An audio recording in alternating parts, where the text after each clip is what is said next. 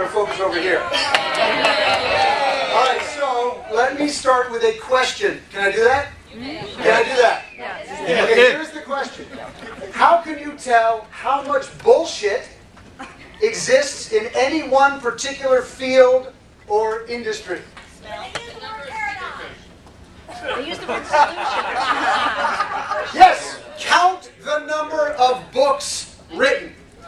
So, leadership, loyalty, marketing. I've written 4 of these books. So, what does that tell you? But you know what? This conference was very smart. They only gave us 30 minutes to talk, which means we have no time for the BS. So let me ask you a question.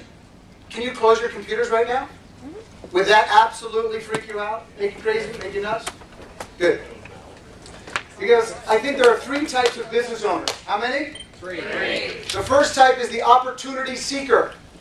The person who thinks one big deal, one JV thing is going to make their name in the world. Then there is the dabbler. And you know, I've got an LLC. It means I'm in business. I do a little bit of this, a little bit of that, a little bit of this, a little bit of that. Not a lot happens. And then there is the business owner in pursuit of mastery. So if you are in pursuit of mastery, if you believe that the future belongs to the learner, not the learned, if you want to stand in the service of others, as you stand in the service of your own destiny, stand up. Yes, now, go like this.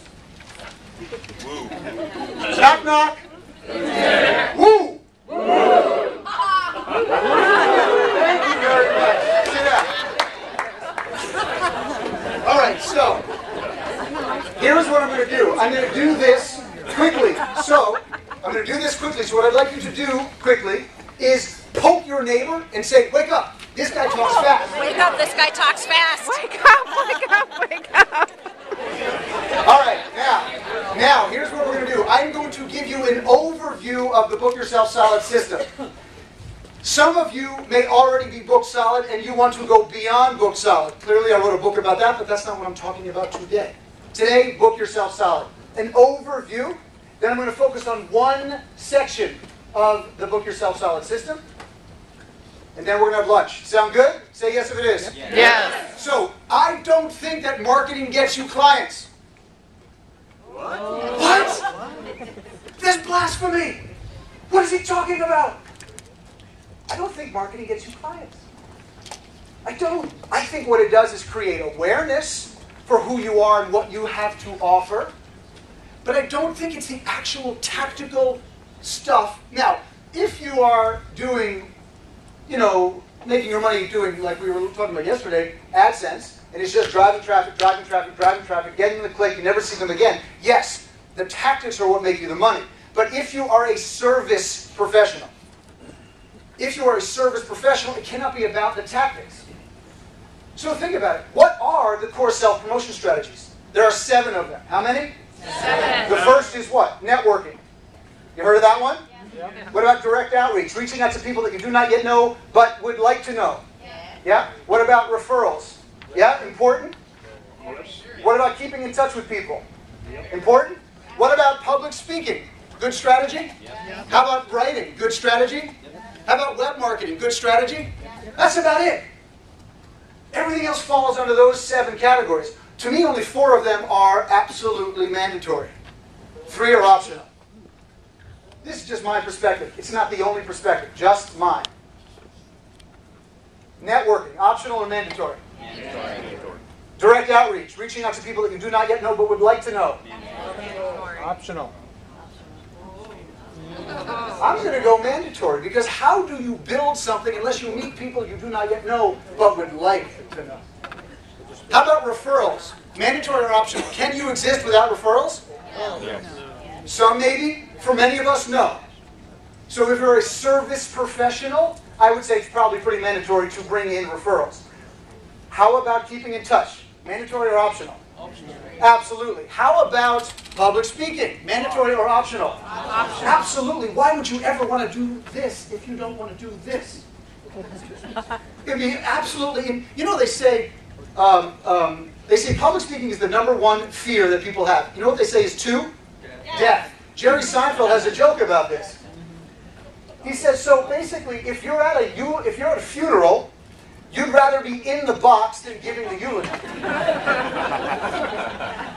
Okay? How about writing? Is it mandatory? I mean, look, obviously you have to do copywriting, blah, blah, blah, but writing articles, being a blogger, is it absolutely mandatory? No. No. It seems like it is if we're running with everybody that does that, but that's not absolutely mandatory to get booked solid. It all depends on you, what you do, who you serve. And how about web marketing? Mandatory or optional? Yeah, this is the one that's a little tricky, right? Do I believe that you absolutely should have a very powerful web presence that starts conversations with the people you want to serve? Of course. But do you need to become sort of SEO egghead? Pay-per-click advertising all the time? No.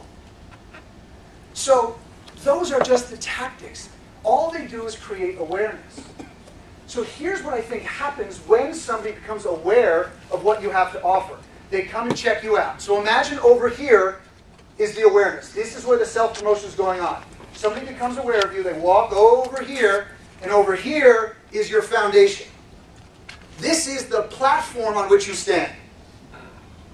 So this person who became aware of you steps onto this platform. And then they decide how they feel.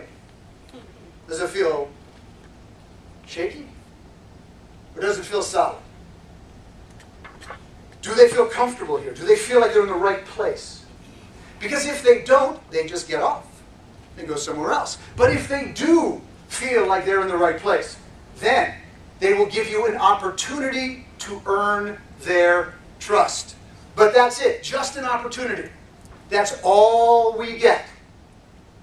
If we get this opportunity, then they move over here, which is where we build trust and credibility. Trust and credibility is built over time. Trust is not built in an instant. Trust is built through the habit of commitment making and fulfilling. Someone makes a commitment to you, they fulfill it, you trust them.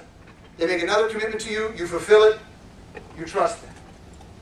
So now you've got this opportunity to earn their trust over time. And start to make, and this is key, offers that are proportionate to the amount of trust that you've earned. All sales offers must be proportionate to the amount of trust that you've earned. You ever been to one of those conferences, those Pitch Fest conferences?